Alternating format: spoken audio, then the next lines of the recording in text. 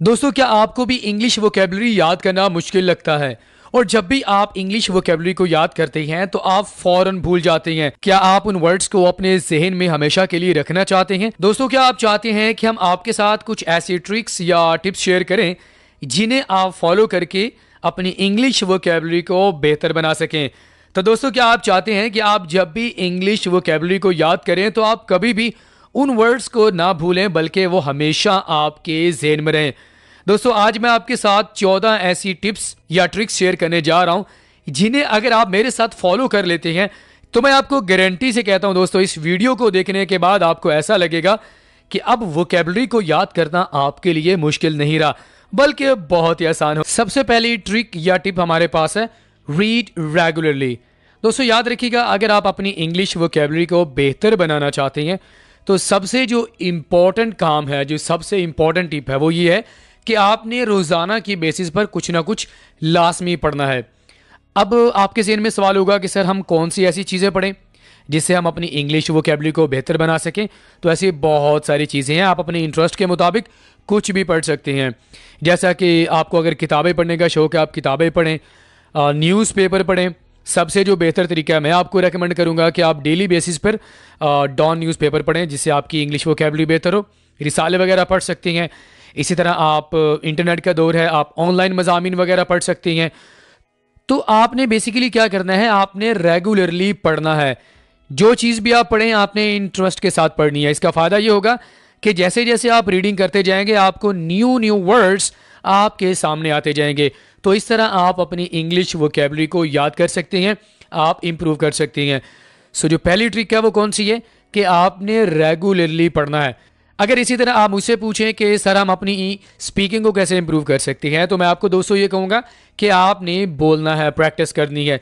इसी तरह अगर आप अपनी इंग्लिश वोकेबलरी को बेहतर बनाना चाहते हैं, आप ज़्यादा से ज़्यादा वर्ड सीखना चाहते हैं, तो आपने रीड करना है। रीड आपने क्या करना है वो आपको मैंने बता दिया है। Tip number 2, vocabulary journal. Vocabulary रिसाले आपने अपने पास रखनी है। दोस्तों, आपके पास डिक्शनरी होनी चाहिए या इस तरह के जर्नल वगैरह होते हैं जो कि जिसमें आप रीडिंग करते हैं और आप अपनी इंग्लिश वोकेबलरी को बेहतर बना सकते हैं। याद रखिएगा दोस्तों, इंग्लिश वोकेबलरी को इम्प्रूव करने के लिए आपने मुख्तलिफ तरह की एक्टिविटीज़ करनी है। ठीक है, तो जैसे ही आप पढ़ रहे होंगे या आप सुन रहे होंगे तो मुख्तलिफ तरह की एक्टिविटीज़ आपके सामने आएंगी। तो रीडिंग करते वक्त आपके सामने मुख्तलिफ तरह के अल्फाज आएंगे। आपने नए नए अल्फाजों को याद करना है। याद करने के बाद आपने उनको एक नोटबुक में लिख लेना है, या आप आजकल मोबाइल का दौर है तो आप अपने मोबाइल की कोई भी ऐप वगैरह को यूज़ करके आप वहाँ पर नए नए इंग्लिश वर्ड्स को लिख सकते हैं। तो ये वाला तरीका आप लाजमी अप्लाई कीजिएगा। अब इसका फ़ायदा क्या होगा कि जब आपके पास वो वर्ड्स होंगे तो आपने उन वर्ड्स का यूज़ करना है, क्योंकि आप वर्ड्स को याद कर लें वो एक अलग चीज़ है। दोस्तों, सबसे इंपॉर्टेंट चीज़ ये होती है कि आपने उन वर्ड्स को यूज़ करना होता है। तो आपने जितने भी अपनी जो भी बुक वगैरह होगी या जिस रजिस्टर में आपने लिखा होगा उन वर्ड्स को, आपने उनको यूज़ करना है। तो टिप नंबर 2 कौन सी है कि आपने वोकेबलरी जर्नल वगैरह इसको आपने फॉलो करना है। Tip number 3, use flash cards. आपने फ्लैश कार्ड का यूज़ करना है। आप फ्लैश कार्ड्स का यूज़ करके अपनी इंग्लिश वोकेबलरी को कैसे बेहतर बना सकते हैं? इसका फ़ायदा ये होता है कि आपके पास 2 तरह के फ्लैश कार्ड्स होंगे, या आप एक ही फ्लैश कार्ड ले लेंगे तो एक साइड पे आप वर्ड लिखेंगे और दूसरी साइड पे आप उस वर्ड का मीनिंग या साथ में सेंटेंस लिख लेंगे। तो इस तरह आपने खुद से ही आप अपनी इंग्लिश वोकेबलरी को बेहतर बना सकते हैं। एक तरफ आपने लफ्ज़ को लिखना है और दूसरी तरफ आपने उस लफ्ज़ का इस्तेमाल लिखना है, या उस वर्ड का जो मीनिंग होगा या उसका जो सेंटेंस होगा उसमें आपने उसको यूज़ करना है। ठीक है दोस्तों, एक चीज़ हमें समझ लेनी चाहिए कि फ्लैश कार्ड्स में बेसिकली होता क्या है। आप फ़र्ज़ करें कि आपने कागज़ लिया, उसकी एक साइड पे आपने वर्ड लिखा और दूसरी साइड पे आपने उसका मीनिंग या उसका साथ में आपने सेंटेंस वगैरह लिख दिया। अब आप खुद से इस चीज़ को आप लर्न कर सकते हैं। आपने वर्ड लिखा, उसके बाद आपने याद करना है कि आपने कौन सा मीनिंग लिखा हुआ है और उसको आपने सेंटेंस में कैसे यूज़ करना है। ये वाली एक्टिविटी आप खुद ही कर सकते हैं। आपने जो भी आपकी टारगेट लैंग्वेज होगी, आप इंग्लिश सीखना चाहते हैं तो आप एक साइड पे वर्ड लिखेंगे और दूसरी साइड पे आपने उसका मीनिंग या लिख देना है, या साथ में आप उसका सेंटेंस लिख सकते हैं। तो ये आप खुद से बना सकते हैं। मज़ीद अगर आप डिजिटल साइट पे आना चाहते हैं तो आपको ऐसी बहुत सारी ऐप्स मिल जाएगी जहाँ पर आपको फ्लैश कार्ड्स मिल जाएंगे। तो आप फ्लैश कार्ड्स का इस्तेमाल करके भी आप अपनी इंग्लिश वोकेबलरी को बेहतर बना सकते हैं। ये खुद ही आप कर सकते हैं कि एक साइड पे आप वर्ड लिखें और दूसरी साइड पे आप मीनिंग लिखें, फिर उसके बाद आप ये देखें, आप खुद से ही इस चीज़ को आप गैस करें कि इस वर्ड का मीनिंग क्या होगा। Tip number 4, word of the day, आज का लफ्ज़। अच्छा, ये आप सोशल मीडिया पे खुद ही स्टार्ट कर सकते हैं, और अगर आप मुख्तलिफ तरह के पेजेस को आप सोशल मीडिया पे आपने सब्सक्राइब किया हुआ है, आपने फॉलो किया हुआ है, तो वहाँ पर आपको word of the day meal जाएगा। ठीक है, तो I would highly recommend you कि अगर आप अपनी इंग्लिश वोकेबलरी को बेहतर बनाना चाहते हैं तो आप किसी ऐसे सोशल मीडिया प्लेटफॉर्म को आप फॉलो लाजमी कर लें जहाँ से आपको रोज़ाना डेली एक नया वर्ड सीखने को मिलता है, और साथ में आपको ये भी बताया जाता है कि आपने इस वर्ड को सेंटेंस में कैसे यूज़ करना है। This is a very interesting trick जो कि आपने लास्ट में अप्लाई करनी है अपनी इंग्लिश वोकेबलरी को बेहतर बनाने के लिए। Word of the day, daily basis पर आपको एक नया वर्ड सीखने को मिलेगा, साथ में इंग्लिश में मीनिंग, और साथ में आपने उस वर्ड को सेंटेंस में कैसे यूज़ करना है। सो ये चीज़ भी आपने लास्ट में फॉलो करनी है। Tip number 5, engage in conversation, गुफ्तगू में शामिल हो जाएं। दोस्तों, जैसा कि मैंने आपको बताया कि जितना ज़्यादा आप पढ़ेंगे उतना ज़्यादा आपकी इंग्लिश वोकेबलरी इंप्रूव होगी। तो साथ में आप ये भी करें कि आप गुफ्तगू में पार्टिसिपेट किया करें। किसी तरह की भी कोई भी कन्वर्जेशन चल रही हो, आपने वहाँ पर आपने पार्टिसिपेट करना है, क्योंकि वहाँ पर क्या होगा कि आप गुफ्तगू करने के लिए आपके पास मुख्तलिफ तरह के अल्फाज होंगे। अब इसका आपको फ़ायदा क्या होगा, जब आप कन्वर्जेशन में आप इंगेज होंगे, आप पार्टिसिपेट करेंगे, तो सबसे पहले तो ये होगा कि आप मुख्तलिफ तरह के नए नए अल्फाज का इस्तेमाल करेंगे। आपने खुद ही इनकरेज करना है। अगर आपके साथ कोई बातचीत कर रहा होगा तो आप वो आगे वाला शख्स भी आपके साथ मुख्तलिफ तरह की इंग्लिश वोकेबलरी यूज़ करेगा, आपकी तरफ से भी यूज़ होगी, और आगे जो नाज़रीन जो भी आपके साथ बातचीत कर रहे होंगे वो भी इंग्लिश वोकेबलरी का इस्तेमाल करेंगे। तो यहाँ पर आपको बहुत ज़्यादा इंग्लिश वोकेबलरी सीखने को मिलेगी। अगर आप एक टॉपिक को अगर ले लें तो उस पर आप कन्वर्जेशन करना शुरू कर दें तो यकीन करें आपको बहुत बड़ा मौका मिलेगा। It's a big opportunity for you, it's a big trick, मैं आपको कहूँगा कि जिसको आप यूज़ करके अपनी इंग्लिश वर्ड्स को, इंग्लिश वोकेबलरी को काफ़ी ज़्यादा बेहतर बना सकते हैं। टिप नंबर 6, वर्ड गेम, आपने अल्फाज की गेम खेलनी है। आपको ऐसी बहुत सारी जो है ना पजल्स वाली गेम्स वगैरह मिल जाएंगी जिसमें आपको ये फ़ायदा होगा कि आप अपनी इंग्लिश वोकेबलरी को इम्प्रूव कर सकते हैं। इसमें हमारे पास मुख्तलिफ तरह की वो ऐप्स होती हैं, जैसे कि स्क्रिबल, क्रॉस वर्ड पजल या ऑनलाइन वर्ड्स क्विज वगैरह। ऐसी बहुत सारी आपको ऐप्स वगैरह हैं जो कि आपको मिल जाएंगी, जिन्हें आपने लाजमी फॉलो करना है डेली बेसिस पर, और आप अपनी इंग्लिश वोकेबलरी इंप्रूव कर सकती हैं इन वर्ड्स गेम को खेलकर। दोस्तों, एक चीज़ याद रखिएगा, अगर आपको इसमें इंटरेस्ट है इंग्लिश वोकेबलरी सीखने में तो आप इन तमाम ऐप्स का यूज़ करें। ऑनलाइन आपको वर्ड्स क्विज़ मिल जाएंगे जहाँ पर आपसे क्विज़ वगैरह पूछे जाते हैं, तो इससे आपकी काफ़ी ज़्यादा जो वोकेबलरी है वो आपकी इम्प्रूव हो सकती है। Tip number 7, review and revise, जायज़ा लें और दोहराएं। अब इस टिप में आपने क्या करना है दोस्तों, आपने बहुत सारे वर्ड्स सीखे होंगे, आपने उन वर्ड्स को रिव्यू करना है। रिव्यू आपने हर रोज़ करना है, आपने उनका रिव्यू करना है, और आपने देखना है कि किस तरह के वर्ड्स आपने सीखे हुए हैं, और आपने लाजमी तौर पर उन वर्ड्स को रिवाइज भी करना है। ठीक है, क्योंकि अगर आप उन वर्ड्स को बार बार नहीं देखेंगे, फॉर एग्जांपल आपने 10 वर्ड्स आज सीख लिए, तो अगर आप उन वर्ड्स को बिल्कुल भूल जाएंगे, आप उनको इग्नोर कर देंगे, तो वो वर्ड्स आपके माइंड में कभी नहीं रहेंगे। आपने उन वर्ड्स को रिव्यू करना है, उसके बाद आपने उनको रिवाइज करना है। ठीक है, पहले जो आपने अल्फाज सीख लिए हैं उन पर आपने नज़र सानी लाजमी करनी है। उन्हें आपने उन जो वर्ड्स आपने सीख लिए हैं आपने उनको इस्तेमाल करने की प्रैक्टिस लाजमी करनी है। आप अपनी तरफ से एक टाइमिंग बना लें कि आपने जो वर्ड्स पहले सीख लिए हैं, आपने हफ्ते में कोई सा भी दिन आप रख लें कि आपने उन वर्ड्स को लाजमी आपने रिवाइज करना है, उनको रिव्यू करना है। जब आप इस तरह करेंगे तो जो वर्ड्स आपने पहले से सीखे हुए हैं वो कभी आपको भूलेंगे नहीं। साथ साथ में आप न्यू वर्ड्स सीखते जाएं, और पीछे जो वर्ड्स आपने सीख लिए हैं उनका आपने रिव्यू और रिवाइज लाजमी करना है। Tip number 8, vocabulary apps. दोस्तों, अगर हम इस ट्रिक की बात करें तो आजकल के दौर में इंग्लिश वोकैबुलरी सीखना बिल्कुल आसान है, क्योंकि पहले क्या होता था कि इंग्लिश वोकैबुलरी याद करने के लिए उन्हें किसी किताब में लिखना पड़ता था या कोई रजिस्टर वगैरह पे लिखना पड़ता था, तो डिक्शनरीज वगैरह मिलना बहुत मुश्किल थी, यानी कि अगर आप इंग्लिश वोकेबलरी को इम्प्रूव करना चाहते हैं तो आपको कोई ना कोई डिक्शनरी लाजमी आपको अपने पास रखना होती थी। आजकल के दौर में क्या है कि क्योंकि डिजिटल का दौर है, मोबाइल आपके हाथ में है, तो आपको ऐसी बहुत सारी ऐप्स मिल जाएंगी जहां से आप अपनी इंग्लिश वोकेबलरी को बआसानी इम्प्रूव कर सकते हैं। जब आप चाहें आप किसी नए वर्ड का मीनिंग सर्च कर सकते हैं, आप अपनी इंग्लिश वोकेबलरी को भी बेहतर बना सकते हैं। अगर हम वोकेबलरी ऐप्स की बात करें तो मुख्तलिफ तरह की वोकेबलरी ऐप्स यहाँ पर अवेलेबल हैं इंटरनेट पे, जैसे कि क्विज़लिट, मेमोराइज, डोलिंगो वगैरह। अगर आप अपनी इंग्लिश वोकेबलरी जो सीखने का जो जर्नी है उसको आप मज़ीद दिलचस्प बनाना चाहते हैं तो आपको इंटरेक्टिव जो प्रैक्टिसेस हैं वो आपने लाजमी करनी है। वो आपको मुख्तलिफ तरह की जो प्रैक्टिसेस हैं वो ऐप्स के ज़रिए आप उनको यूज़ करके अपनी इंग्लिश वोकेबलरी को बेहतर बना सकते हैं। दोस्तों आजकल के दौर में इंग्लिश वोकेबलरी को इम्प्रूव करना ज़रा भी मुश्किल नहीं रहा, ठीक है। तो आप इन वोकेबलरी ऐप्स का यूज़ करें, आप साथ में गेम्स भी खेलें, वर्ड क्विज़ेस खेलें, वर्ड ऑफ द डे की बात करें, तो आप किसी तरह की भी ट्रिक लगाकर आप अपनी इंग्लिश वोकेबलरी को बेहतर बना सकते हैं।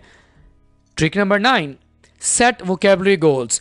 दोस्तों जब भी हम किसी काम को करना चाहते हैं तो सबसे पहले हमें अपने टारगेट को सेट करना है। जब तक हम अपने टारगेट को सेट नहीं करेंगे तब तक हम किसी भी काम को सही तरह से नहीं कर सकते। तो यहाँ पर आपने क्या करना है, आपने अपना गोल सेट करना है, अपना टारगेट आपने सेट करना है। फॉर एग्जाम्पल अगर मैं ये कहूँ कि मैं आपको मशवरा ये दूंगा कि आप डेली बेसिस पर कम से कम 5 न्यू वर्ड्स आपने लाजमी सीख लेने हैं, साथ में उसका आपने मीनिंग और उसको सेंटेंस में कैसे यूज़ करना है। तो इस तरह आप अपनी कैपेसिटी के मुताबिक, आप अपने कैलिबर के मुताबिक, आपको खुद पता होगा कि आप डेली बेसिस पर बआसानी कितने वर्ड्स को आप सीख सकते हैं। तो आप मखसूस तादाद में आप नए वर्ड्स जो हैं 5 से 10 वर्ड्स तक आप सीखें, और सिर्फ आपने उनको सीखना नहीं है बल्कि आपने उनको यूज़ भी करना है। मैं बार बार आपको बता रहा हूँ दोस्तों, आप इन वर्ड्स को मेमोराइज कर लेंगे और अच्छी तरह मेमोराइज तब तक नहीं होंगे जब तक आप उन वर्ड्स को सेंटेंसेस में यूज़ नहीं करेंगे। तो practice is something very important जो कि आपने वो लास्ट में करनी है। तो आपने क्या करना है, अपने जो अल्फाज को सीखने के लिए आपने अपना एक टारगेट सेट कर लेना है कि आपने हर हफ्ते में या हर डे का सेट कर सकते हैं, या आप हर हफ्ते का सेट कर सकते हैं कि आपने हफ्ते में या दिन में आपने कितने इंग्लिश वर्ड्स आपने सीखने हैं। Tip number 10, listen to podcasts and audio books. अब यहाँ पर आप अपनी इंग्लिश वोकेबलरी को कैसे इंप्रूव कर सकती हैं। दोस्तों अगर आप सोशल मीडिया के साथ बहुत ज़्यादा अटैच्ड हैं तो डेफिनेटली आपको पॉडकास्ट सुनने का बहुत ज़्यादा शौक होगा। दोस्तों अगर हम पॉडकास्ट की बात करें तो जैसे कि अगर आप फेसबुक या डिफरेंट जो प्लेटफॉर्म्स हैं सोशल मीडिया के, अगर आप उनको फॉलो कर रहे हैं तो कुछ ऐसे भी पॉडकास्ट कर रहे हैं लोग जिनको आप डेफिनेटली फॉलो करते होंगे। तो यहाँ पर आपने फॉलो किनको करना है, मैं आपको मशवरा ये दूंगा कि आप उनको फॉलो करें जिनसे आपको इंग्लिश वोकेबलरी सीखने को मिले, क्योंकि आपकी टारगेट लैंग्वेज इंग्लिश है। तो आप इंग्लिश वोकेबलरी को इम्प्रूव करना चाहती हैं तो आप उनकी जो सीरीज़ वाइज वीकली जिस तरह भी एपिसोड्स में उनकी जो भी पॉडकास्ट वगैरह आती हैं आप उनको सीखें, आपको बहुत कुछ सीखने को मिलेगा। उसके बाद आपको ऑडियो बुक्स बहुत सारी मिल जाएंगी कि टेक्स्ट के साथ साथ आप उनको सुन भी सकते हैं। तो ये भी एक ट्रिक है जिसे आप अप्लाई कर सकते हैं अपनी इंग्लिश वोकेबलरी को इम्प्रूव करने के लिए। Trick number 11, look for English meaning. अगर आप मुझसे पूछें तो ये वाली ट्रिक बहुत ही ज़्यादा इंपॉर्टेंट है। बहुत सारे स्टूडेंट्स पता है दोस्तों क्या करते हैं, जब भी वो किसी भी नए वर्ड को सीखते हैं तो वो उसका मीनिंग टारगेट लैंग्वेज में चेक नहीं करते बल्कि वो उर्दू में चेक करेंगे। फॉर एग्जांपल अगर मैं ब्रेव एक वर्ड है मेरे पास, मैं इसका मीनिंग चेक करना चाह रहा हूँ, तो स्टूडेंट्स पता है क्या करते हैं, स्टूडेंट्स इसका मीनिंग चेक करेंगे उर्दू या हिंदी में। अगर मैं आपको बताऊं, आप मुझसे पूछें तो बेस्ट वे इंग्लिश वोकेबलरी को सीखने का यह है कि आप किसी भी नए वर्ड को अगर आप सीखना चाहते हैं तो उसका मीनिंग आप टारगेट लैंग्वेज में चेक करें। आप उस वर्ड का मीनिंग इंग्लिश में देखें बजाय इसके कि आप किसी और लैंग्वेज में उर्दू या हिंदी में देखें। इसका फ़ायदा ये होगा कि सबसे पहले आपको एक वर्ड के साथ बहुत सारे और भी वर्ड सीखने को मिलेंगे। नंबर 2, वो वर्ड आपको कभी भी भूलेगा नहीं। तो क्या करना है आपने, अगर आप बेहतर तरीके से इंग्लिश अल्फाज को याद रखना चाहती हैं तो कभी भी आपने इंग्लिश लफ्ज़ का मतलब उर्दू में नहीं देखना बल्कि आपने सिर्फ इंग्लिश में ही देखना है। तो always look for English meaning. आज के बाद आपने क्या करना है, अगर आप अपनी इंग्लिश वोकेबलरी को बेहतर बनाना चाहते हैं तो आपने किसी भी वर्ड को जब आपने उसका मीनिंग चेक करना है तो आपने इंग्लिश टू इंग्लिश चेक करना है, आपने इंग्लिश टू उर्दू चेक नहीं करना। Tip number 12, use words in sentences. If you ask me, this is the most important trick जो कि आपने फॉलो करनी है अपनी इंग्लिश वोकैबुलरी को इंप्रूव करने के लिए। दोस्तों, आप दिन में 100 वर्ड्स सीख सकते हैं, लेकिन उन 100 वर्ड्स को सीखने का फ़ायदा क्या होगा जब तक आप वर्ड्स को कन्वर्जेशन में, सेंटेंसेस में यूज़ नहीं करेंगे, तो यकीन करें आपको वर्ड सीखने का फ़ायदा नहीं होगा।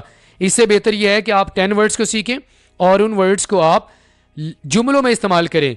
अब अगर आपको जुमले नहीं भी आते तो आप ज़बरदस्ती आप उन वर्ड्स को यूज़ करके आप सेंटेंसेस वगैरह बनाएं।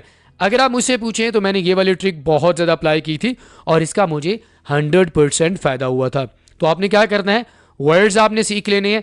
वर्ड्स को सीखने के बाद आपने उन वर्ड्स को ज़बरदस्ती, कोई मौका बनता है, कोई मुनासबत बनती है, नहीं बनती, आपने बस अल्फाजों को याद करना है, आपने उन वर्ड्स को सेंटेंसेस में यूज़ कर देना है। तो टिप नंबर 12 क्या है कि आपने वर्ड्स को सेंटेंसेस में लास्ट में यूज़ करना है। अगर आप नहीं यूज़ करेंगे तो आप वर्ड्स को सही तरह से सीख नहीं पाएंगे। ये बात आप मेरी याद रखिएगा। मैं प्रैक्टिकली ये चीज़ कर चुका हूँ और इसका रिजल्ट मुझे 100% मिला है। तो जब भी आप किसी भी ज़ुबान के अल्फाज अच्छे से याद करना चाहते हैं तो आपने अल्फाजों को फ़िक्रात में लास्ट में यूज़ करना है ताकि आपको अच्छे से याद रहे। Tip number 13, mnemonics. निमोनिक्स क्या होता है? कोई कहानी बनाकर अल्फाज सीखना। आप अपने जहन में किसी तरह की भी कोई कहानी बना लें, कोई वर्ड अपने जहन में ले आएँ। फॉर एग्जाम्पल, आपके जहन में आता है मार्केट, तो मार्केट से रिलेटेड आप पूरी कहानी खुद से बना सकते हैं। वो कैसे कि आप मार्केट में जाते हैं, वहाँ पर आपको बिस्कुट मिलते हैं, आपको कैंडीज़ मिलती हैं, आपको सैंडविच मिलता है, आपको एग्स मिलते हैं, आपको बहुत सारी चीज़ें वहाँ से मिल सकती हैं। तो मार्केट का वर्ड जब आपके जहन में आएगा तो इससे रेलिवेंट आपको बहुत सारी चीज़ें आपके माइंड में आ जाएंगी। जैसे कि मार्केट से आपको क्या कुछ मिलता है, आपको सैंडविच मिलेंगे, आपको कैंडीज़ वगैरह, चॉकलेट्स वगैरह, ऐसी बहुत सारी चीज़ें हैं जो आपके माइंड में आ जाएंगे। तो आपने अपनी तरफ से किसी भी बात को, किसी भी कहानी को गढ़ लेना है। आपने क्या करना है, क्योंकि आपने डिफरेंट तरह के जो वर्ड्स होते हैं आपने उनको याद करना है। जब आप एक कहानी को, एक बात को अपने जहन में रख लेंगे तो इससे रेलिवेंट आपको बहुत सारे वर्ड्स सीखने को मिलेंगे। तो mnemonics it's a very interesting technique, trick है। कोई भी कहानी है, कोई बात है, आप अपनी तरफ से उसको घड़ कर इंग्लिश अल्फाजों को आप बआसानी याद कर सकते हैं। दोस्तों, लास्ट में हमारे पास ट्रिक है विजुअलाइजेशन, जहन में तस्वीर लेकर आना। अभी आपको मैंने बताया कि निमोनिक्स क्या होता है कि कोई भी कहानी आपने अपने खुद से घड़ लेनी है। यहाँ पर आपने क्या करना है कि जब आप इंग्लिश वर्ड्स को सीखना चाहते हैं तो आपने क्या करना है, आपने अपने जहन में किसी पिक्चर को लेके आना है। विजुअलाइज का माना ये होता है कि आपने किसी चीज़ को, किसी भी चीज़ की पिक्चर हो सकती है, आपने उसको जहन में लेके आना है। इसकी मिसाल मैं आपको ऐसे दूँ, मसलन सेलिब्रेट करना, मनाना। अब यहाँ पर इससे रेलिवेंट आपके जहन में बहुत सारी चीज़ें आएंगी कि जब आप बर्थडे सेलिब्रेट करते हैं तो वहाँ पर केक होता है, लोग होते हैं, नाइफ होगा और बहुत सारी चीज़ें, आप बैलून्स वगैरह होंगे, लाइट्स होंगी, तो आपके जहन में बहुत सारी पिक्चर्स आ जाएंगी। तो आप उससे रेलिवेंट आप वर्ड्स को सीखते जाएंगे। विजुअलाइजेशन का माना क्या होता है कि आपने किसी भी चीज़ का, किसी भी ऑब्जेक्ट का, आपने उसकी जो पिक्चर होगी आप अपने जहन में लाएंगे। फॉर एग्जांपल स्कूल अगर आपके जहन में आएगा तो क्या कुछ आपके जहन में आएगा? आपके जहन में टीचर्स, चेयर्स, ट्रीज, रूम्स, बहुत सारी चीज़ें आपके जहन में आएंगी, ब्लैक बोर्ड, चार्ट्स। तो there are lot of things जो कि आपके माइंड में आएंगी। इस तरह भी आप अपनी इंग्लिश वोकैबुलरी को इम्प्रूव कर सकते हैं। ऑलराइट फ्रेंड्स, इसी के साथ ही आज का हमारा ये इंपॉर्टेंट लेसन ये पे मुकम्मल हुआ। वीडियो लेसन अगर आपको अच्छा लगा हो तो लाइक करें, अपना फीडबैक आपने लाजमी देना है और चैनल भी आपने लाजमी सब्सक्राइब करना है। I will see you in the next lesson. Till then, अल्लाह हाफिज।